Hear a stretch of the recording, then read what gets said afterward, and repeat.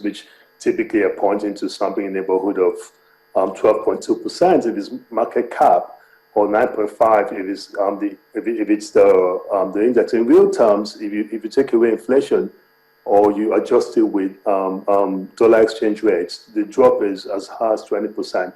A lot of that is fueled by uncertainty. So if there's clarity about the government's policies going forward, which I believe are well intended, that would reduce that uncertainty. The first thing in that direction will be to announce the cabinet, or at least announce the essential members, like a minister of finance, a chief economic advisor, and some sort of industry, trade, and investment, however that ministry is configured going forward, head.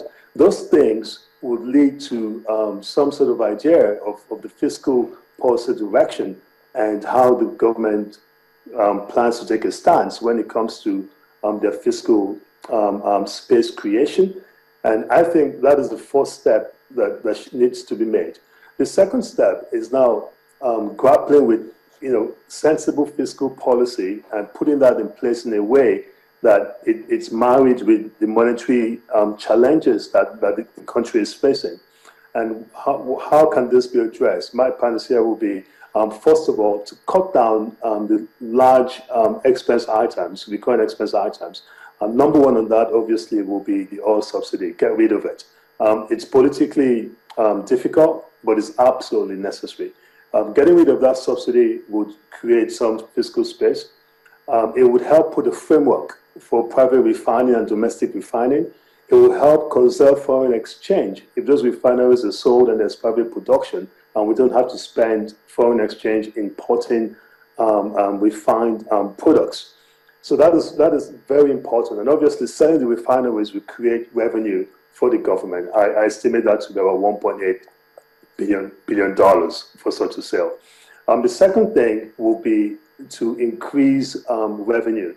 That can be done by harmonizing and streamlining the tax system, not just at the national level, but sub-national level, and expanding the base, having more efficient collection. That will grow over revenue.